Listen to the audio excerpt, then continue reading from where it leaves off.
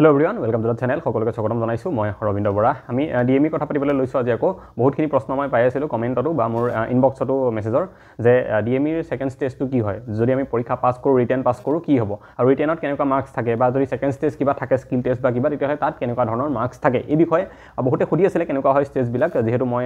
এবাৰ কোৱালিফাই কৰিছো ডিএমই ডিএসএছত কৰিছিলো মই আৰু একে হয় প্ৰসেসটো হেলথ ডিপাৰ্টমেন্টত ডিএমই হক ডিএসএছ হক টেকনিক্যাল নন টেকনিক্যাল গ্ৰেড 4 সকলো ক্ষেত্ৰত গুটেখিনি কথাখিনি একে হয় আমি সমুকে এবাৰ জানিব বিচাৰিছো আৰু ৰিটেনৰ কাৰণে এটা ইম্পৰ্টেন্ট কথা মই আপোনালোকক কম এতিয়া সকলোৱে জানে যে ৰিটেন পৰীক্ষাত আমাৰ প্ৰথমে হয় ডিএমই 50টা কোৱেশ্চন থাকে প্ৰতিটো 2 নম্বৰকে থাকে গতিকে 100 নম্বৰ হয় কিন্তু 50টা কোৱেশ্চন আৰু নিগেটিভ মাৰ্কিং ডিএমইত নাথাকে সেইটো এটা আপোনালোকৰ কাৰণে ভাল কথা বহুতৰ কাৰণে মানে বহুতে নিগেটিভ মাৰ্কিং নাথাকিলে যেটো ভাল পায় লগতে ৰিজনিঙৰ কোৱেশ্চন নাহে আপোনালোকে জানে 30টা আপোনালোকৰ জিকে আহে 10টা ইংলিশ আহে আৰু 10টা মেথছৰ পৰা আহে মেথছ জিকেটা আহে বহুত টাফ নাহে 8টা 7টা মেথছ ধুনিয়া ইজি আহে দুটা মেথছ অকমান মিডিয়াম লেভেলৰ থাকে বাকি ঠিকে থাকে ইংলিশৰ আপোনালোকে প্ৰেডিক্ট কৰিবই পাৰে মোৰ টেলিগ্ৰামত যিবিলাক বস্তু দিয়া আছে বহুতখিনি ইংলিশৰ নোটছ তাৰ পৰা এবাৰ নন টেকনিক্যাল যেটো হৈ গল 12 তাৰিখে তাতেও কোৱেশ্চন আহিছে গতিকে ইংলিশৰ আমি হেবিলাক এনালাইসিস অলৰেডি কৰিছো যদি ভিডিও চোৱা নাই আপোনালোকে চাব পাৰে আৰু জিকে ক্ষেত্ৰত কৈছিলো মই যে সায়েন্সৰ জিকে কিন্তু ইয়াতে আহে সায়েন্স জিকেটো এটা ইম্পৰ্টেন্ট কাৰণ হি 20টা 30টা যে জিকে আহে তাৰে ভিতৰত কেৱল আপোনালোকৰ যদি চাই 10টা জিকে সায়েন্সত নন টেকনিক্যালত আহে সায়েন্স সেকশনটোৰ পৰা মানে বায়োলজি কেমিষ্ট্ৰি আৰু ফিজিক্সৰ পৰা আহে আৰু টেকনিক্যালতো দেখিছিলো আমি 30টাৰ ভিতৰত 20টাই সায়েন্স ৰিলেটেড আহিছিলে ফিজিক্সৰ কোৱেশ্চন আহিছিলে কেমিষ্ট্ৰি আহিছিলে আৰু বায়োলজি বহুত কোৱেশ্চন আহিছিলে এতিয়া আমি নন টেকনিক্যালত ক'ব নোৱাৰো কি হয় এই 30টাৰ ভিতৰত 20টা সায়েন্স আহে নে 10টাহে সায়েন্স আহে আমি ক'ব নোৱাৰো কিন্তু যি হওক 10টা হওক বা 20টা হওক সায়েন্সটো বহুত ইম্পৰ্টেন্ট ৰোল প্লে কৰে যদি 10টাও আহে তেতিয়াহলে 30টাৰ ভিতৰত 10টাই কেৱল সায়েন্স সেকশনৰ পৰা আহিব বাকি গুটে 20টাহে Indian history Indian economy polity এবিলাক জিওগ্ৰাফি সব মিলাই পেলাই আহিব আৰ্ট এণ্ড কালচাৰ সেইবোৰ আছে গতিকে এটো হল ব্ৰেকআপটো জানে আপোনালোকে আৰু ইয়াতে এটা ভাল মাৰ্কস স্কোৰ কৰিব লাগিব আপোনালোকে ৰিটেন কোৱালিফাই হ'বৰ কাৰণে এটলিষ্ট আপোনালোকে 50টা কোৱেশ্চন যদি আহিছে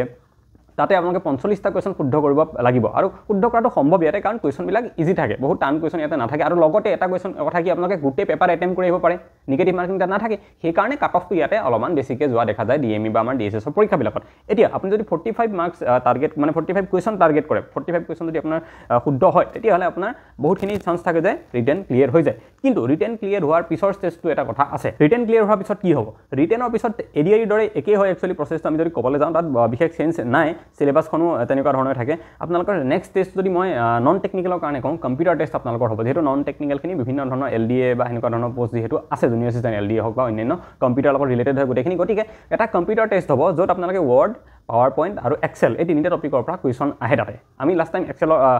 স্কিল টেষ্টৰ পৰীক্ষা দিওঁতে গুৱাহাটী যেটো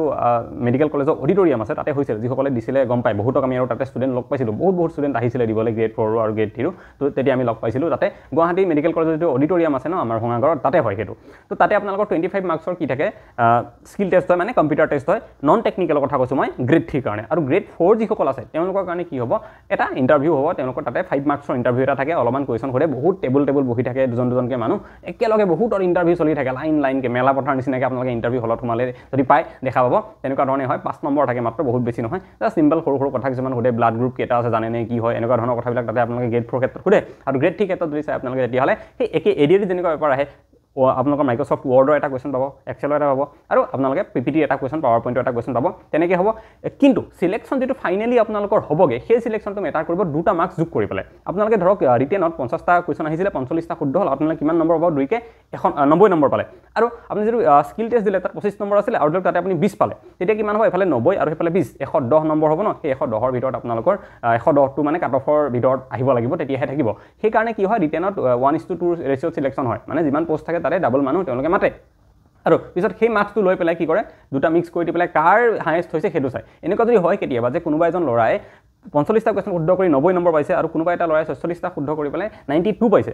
ওকে ৰিটেনত দুটাই কোৱালিফাই কৰিছে কাৰণ কাট অফ 45 মানে কোৱেশ্চনৰ কাট অফ গৈছে 90 কাট অফ গৈছে এজনে 90 পাইছে এজনে 92 পাইছে দুজনে সিলেকশন হৈছে কিন্তু 92 পোৱাজনে বেছি পাইছে কিন্তু যেটো স্কিল টেষ্ট হ'ল তাতে এই স্কিল টেষ্টত ধৰিলক যিজনে 90 পোৱাজনে 25ৰ ভিতৰত 20 পালে আৰু যিজনে 92 পাইছিলে ৰিটেনত তেওঁ জানিবা 25ৰ ভিতৰত তাতে গৈ পেলাই 15 পালে তো তেতিয়া কি হ'ব এৰ মাৰ্কসটো কমি আহিব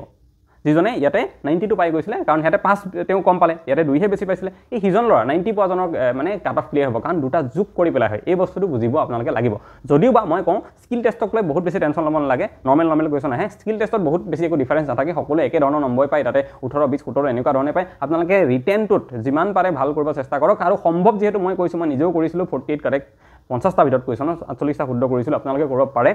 মই বহুতখিনি নোটছ টেলিগ্ৰামত শ্বেয়াৰ কৰা আছে আপোনালোকে সেইখিনি কৰক য'ৰ পৰা পঢ়িছে পঢ়ক ষ্টাডি ইনচাইটৰ পৰা মই এটা কোৰ্চৰ বিষয়ে কৈছিলোঁ সিদিনাখন এটা কোৰ্চ ষ্টাৰ্ট কৰিছে তাৰ পৰা আপোনালোকে ডিটেইলছত গোটেইখিনি পঢ়াব তাৰ পৰাও গৈ পেলাই পঢ়িব পাৰে ধুনীয়াকৈ কিন্তু এই গোটেইখিনি বস্তুৰ লগতে এটা বস্তু যিটো কোনো কাৰণত আপোনালোকে যদি চিৰিয়াছ এছপাৰেণ্ট হয় মিছ নকৰিব সেইটো হ'ল আপোনালোকে ৰিষ্টাডিৰ পৰা MCQ প্ৰেক্টিছ কৰক মই আগতে বহুতবাৰ কৈছোঁ কিয় কাৰণ আপোনালোকে নিজে দেখি আছে টেটত যে আছাম NSPলত 35টা কুৱেশ্যন আহিছিলে তাৰে 20টাতকৈ বেছি কুৱেশ্যন ৰিষ্টাডিৰ পৰা ডাইৰেক্টলি আহিছিলে আছাম পুলিচত বিশ্বাস কৰিব নোৱাৰাকৈ আমি 55টা জিকে কুৱেশ্যনৰ ভিতৰত 36টা কুৱেশ্যন ৰিষ্টাডিৰ পৰা আহিছে গতিকে DME যি পৰীক্ষাত 30টা কুৱেশ্যন আহিব তাতেও আপোনালোকে 30টাৰ ভিতৰত 20টা কুৱেশ্যন আৰামছে তাৰ পৰা কমন কুৱেশ্যন ডাইৰেক্ট কুৱেশ্যন পাই যাব আৰু সেইকাৰণে আমি ছায়েন্স ছেকশ্যনটোত ইম্পৰ্টেঞ্চ দি পেলাই ভালদৰে এটা ছায়েন্সৰো ফল্ডাৰ বনাই দিছোঁ MCQ প্ৰেক্টিছ কৰিব পৰাকৈ আপোনালোকে ডেইলি এতিয়াৰ পৰা 1 ঘণ্টাও যদি প্ৰেক্টিছ কৰে 300-400 কুৱেশ্যন পৰীক্ষা আগলৈকে আপোনালোকে 5-10 হাজাৰ কুৱেশ্যন MCQ প্ৰেক্টিছ কৰিব যিখিনি আপোনালোকে গম নোপোৱাকৈ হ'ব বহুত বেছি ইণ্টাৰেষ্টিং হয় এপটো এবাৰ যদি কোনোবাই কৰা নাই এবাৰ গৈ পেলাই কৰি চাব এপটো ইনষ্টল কৰি পেলাই জাষ্ট এবাৰ প্ৰেক্টিছ কৰি চাব মই ইয়াতে আপোনালোকক দেখাই দিছোঁ এপটোৰ ভিতৰত আমাৰ কেনেধৰণে কি বস্তু আছে ইয়াতে বিভিন্নবিলাক টপিক দেখিছে আপোনালোকে ৱৰ্ল্ড জিকে Indian polity Indian geography Indian history static জিকে স্পৰ্টছ জিকে ছায়েন্স জিকে যিটো ইম্পৰ্টেণ্ট DME পৰীক্ষাৰ কাৰণে টেকনিকেল নন টেকনিকেল আৰু গ্ৰেড 4 গোটেইকেইটাৰ কাৰণে ইম্পৰ্টেণ্ট হয়তো ঠিক আছে আৰু ৱৰ্ল্ড জিকে ভিতৰত যদি চাওঁ ৱৰ্ল্ড জিঅ'গ্ৰাফি যিটো পাৰ্ট আছে বহুত ইম্পৰ্টেণ্ট আপোনালোকে চাই টপিক যদি খুলিছে এনেকুৱা ধৰণে কুৱেশ্যন দেখিবলৈ পাব ইয়াতে এইবিলাক কুৱেশ্যন আপোনালোকে দেখিবলৈ পাব ইয়াতে গ্ৰভি হট কোনটো আছে যদি আপোনালোকে শুদ্ধ হয় এনচাৰটো তেতিয়াহ'লে ক্লিক কৰিলে ইয়াতে লিম্পো পৰিবাৰখনৰ কথা লিখা আছে পাই যাব এনেকৈ নেক্সট আপোনালোকে এইবিলাক কুৱেশ্যন দেখিছে বাবল মাণ্ডাপ যিটো ষ্টেট তাৰ বিষয়ে কোৱা সেইটো কোৱা হয় গেট অফ টিয়াৰ্ছ বুলি এইবিলাক এনেকুৱা ধৰণৰ কুৱেশ্যন বহুত কমন পৰীক্ষাত আহি থাকে যদি পৰীক্ষা DME ভালকৈ দিব বিচাৰিছে তেতিয়াহ'লে ৰিষ্টাডি এপটো ল'ব পাৰে ইয়াৰ উপৰিও আপোনালোকে এইবিলাক দেখা পাব বেলেগ বেলেগ টপিক অসম ৰিলেটেড টপিক কিছুমানো দিয়া আছে ইয়াতে অসমৰ বাৰু নাহে তথাপিও আমি ইয়াত কৰিছোঁ যদি আহি যায় বাই চান্স তেতিয়াহ'লে কি হ'ব ছায়েন্সটো বহুত ইম্পৰ্টেণ্ট ছায়েন্স ছেকশ্যনটো ছায়েন্সৰ পৰাও কুৱেশ্যন আহে 5টা 6টা কুৱেশ্যন ছায়েন্স ছেকশ্যনৰ পৰাও জিকে আহে ইয়াতে যিহেতু DME DSSৰ পৰীক্ষা হয় হেল্থ ডিপাৰ্টমেণ্টৰ গতিকে আহে তাৰ কাৰণে ইয়াতে চাওক আপোনালোকৰ কুৱেশ্যনবিলাক দিয়া আছে প্লান্ট ডিজিজ হৰমন এইবিলাক হিউমেন ডিজিজক লৈ পেলাই কুৱেশ্যন বহুত আহি থাকে সেইবিলাক চব টপিক যিবিলাক ইম্পৰ্টেণ্ট হয় ইয়াতে ইনক্লুড কৰা আছে দেন আপোনালোকে ইংলিছ ছেকশ্যনটো যদি আমি চাওঁ ইংলিছ ছেকশ্যনত এইবিলাক কুৱেশ্যন দিয়া আছে 10টা কুৱেশ্যন ইংলিছৰ আহিব আৰু এইকেইটা যিকেইটা টপিক আছে ইয়াৰ পৰাই আহিব আপোনালোকে ওৱান অফ ছাবষ্টিটিউশ্যন এইবোৰ home of animal group of animal collective নাউনৰ পৰা 2-3টা কুৱেশ্যন আহি যাব এনেকৈ 10টা কুৱেশ্যন এইবিলাক টপিকৰ পৰা ইংলিছত ডাইৰেক্ট ইয়াৰ পৰাই পাই যাবগৈ দেন মেথছৰো টপিক ইয়াতে দিয়া আছে ইনক্লুড কৰা আছে আপোনালোকে প্ৰেক্টিছ কৰিম বুলি ক'লে ইয়াৰ পৰা কৰিব পাৰিব বহুত বেছি টান মেথছ নিদিয়ে ইজি টাইপৰ মেথছ তেনেকুৱা নিচিনা মেথছে আপোনালোকক DME দিয়া দেখা যায় গতিকে এইখিনি আছিলে DME গোটেই কোৰ্চটোৰ বিষয়ে আপোনালোকে যদি লয় বহুত কুৱেশ্যন ইয়াৰ পৰা কমন ডাইৰেক্ট কুৱেশ্যন পাই যাব কেনেকৈ ল'ব পাৰিব সেই বিষয়ে মই এবাৰ কৈ দিছোঁ চাই লওক যদি ভাল লাগে আপোনালোকে নিশ্চয় ল'ব পাৰিব আপোনালোকে কোৰ্চটো ল'বৰ কাৰণে প্ৰথমে আপোনালোকে গুগল প্লে ষ্ট'ৰত যাব তাতে চাৰ্চ কৰিব ৰিষ্টাডি বুলি এইটো যিটো স্পেলিং লিখিছোঁ মই ৰিষ্টাডি বুলি চাৰ্চ কৰি দিব তেতিয়া এই এপটো ডাঙৰকৈ যিটো R লিখা আছে এই ৰিষ্টাডি বুলি আপোনালোকৰ আহি যাব আৰু এই ৰিষ্টাডিটো আপোনালোকে ইনষ্টল কৰিব লাগিব এটা আপোনালোকে মোৰ অলৰেডি ইনষ্টল আছে ইনষ্টল হোৱাৰ পিছত আপোনালোকে হোম পেজত যাব এইটো এপটো আমাৰ এতিয়া আহিছে ইনষ্টল হৈ গ'ল ৰিষ্টাডি বুলি ইয়াতে ক্লিক কৰিলে আপোনালোকৰ কি ওলাব এইটো পেজ নোলায় প্ৰথমে এটা আপোনালোকে ফোন নম্বৰ দিব লাগিব নিজৰ ফোন নম্বৰটো দি পেলাই জাষ্ট এবাৰ এটা OTP আহিব অট'মেটিক OTPটো ইয়াতে ভেৰিফাই হৈ যাব আপোনালোকে ভেৰিফাই কৰি দিলে এই পেজটো তাৰপিছত ওলাব জাষ্ট ফোন নম্বৰটো এবাৰ দি দিলে হ'ল তাতে গম পাব এইটো খুলিলে তাৰপিছত ইয়াতে মোৰ ফটো যে লগোৱা আছে এই 3খন শ্লাইড ইয়াতে আছে ঠিক আছে এখন আছাম পুলিচ এখন টেটৰ আৰু এইখন হৈছে অসম চৰকাৰ স্বাস্থ্য বিভাগ লিখা থকাখন এইখন DME কাৰণে ইয়াতে পাব গোটেই কোৰ্চটো এইখন উলিয়াই ল'ব য'ত technical non technical grade for সকলোৰে বাবে হয় এই কোৰ্চটো ইয়াতে আপোনালোকে ক্লিক কৰি দিব ইয়াতে ক্লিক কৰিলে এনেকৈ ওলাব যিবিলাক মই অলৰেডি দেখাইছিলোঁৱে গোটেই বস্তুবিলাক সেইখিনি ইয়াতে ওলাব আপোনালোকে ধৰি লওক প্ৰথম যিটো টপিক আছে ৱৰ্ল্ড জিকে তাতে দিলে আৰু ৱৰ্ল্ড জিকেৰ কেইটামান টপিক এতিয়া দিয়া আছে আৰু টপিক ইয়াতে এড হ'ব সময়ৰ লগত এড কৰি থকা হ'ব লাষ্টত যিটো টপিক আছে ধৰি লওক ৱৰ্ল্ড হিষ্ট্ৰী বুলি ৱৰ্ল্ড হিষ্ট্ৰীত আপোনালোকে ধৰি লওক ক্লিক কৰি দিলে কিন্তু কুৱেশ্যন প্ৰেক্টিছ কৰিব নোৱাৰিব কিয় কাৰণ এইটো আপোনালোকে এতিয়ালৈকে বাই কৰা নাই বাই নাও বুলি অপশ্যন আহিছে ইয়াত আপোনালোকে বাই নাও ক্লিক কৰি দিব বাই নাও ক্লিক কৰাৰ লগে লগে প্ৰথম আছে আছাম পুলিচ পাছ নেক্সট আছে DME পাছ তো আপোনালোকে DME পাছটো ক্লিক কৰিব এই যিটো আছে ন DME পাছ এটা চিলেক্ট প্লান কৰি দিব এণ্ড প্ৰচিড টু পে কৰি দিব এইটো কৰাৰ পিছত আকৌ আপোনালোকৰ প্ৰচিড টু পে'মেণ্ট বুলি আকৌ ওলাব আকৌ এবাৰ প্ৰচিড টু পে'মেণ্টত ক্লিক কৰি দিব